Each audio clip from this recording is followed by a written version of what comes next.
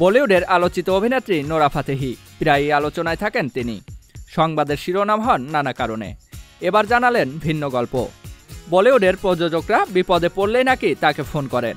তিনি নাকি ইন্ডাস্ট্রির মুশকিল আসান হিসেবে পরিচিত। নোরা জানান, এই বুঝি ফোন এলো, এমন প্রমাদ শুনতে হয় সবসময়, কিসের আশঙ্কা? অভিনেত্রী জানান, প্রযোজকরা তাকে মূলত ফোন করেন খারাপ ছবি উতরে দেওয়ার জন্য। কয়েকটি গানের দৃশ্যে উপস্থিতি রাখারই অনুরোধ সেগুলো, যেন নোরা রাজি হলেই ছবিগুলো দাঁড়িয়ে যাবে। নোরার দাবি, সেই সব প্রস্তাবের অধিকাংশই তিনি প্রত্যাখ্যান করেছেন। নোরা চান না শুধুমাত্র একজন নর্তকী হিসেবেই তার পরিচিতি তৈরি হোক।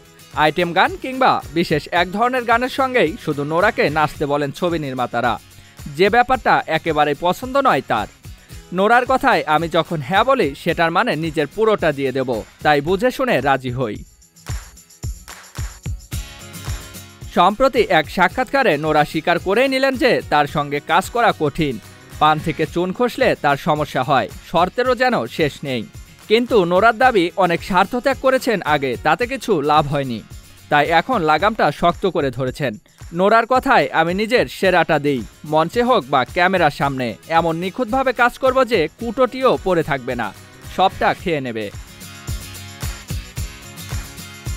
প্রযোজকদের ভয়ার্ত ফোনের গল্প বলতে বলতে হেসে ওঠেন নোরা। বলেন, জানি না কেন সবার আমায় দরকার, নিশ্চয়ই এতে আত্মশ্লাঘা বোধ করি, নিজেকে দায়িত্ব জ্ঞান সম্পন্ন মানুষ বলেও মনে হয়, তাই বলে সবকিছুতেই কি হ্যাঁ বলা যায়?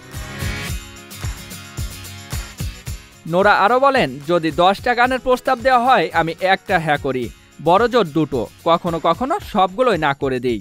কারণ এত বেশি গানের দৃশ্য করলে ইন্ডাস্ট্রি আমায় ছকে ফেলে দিতে চাইবে।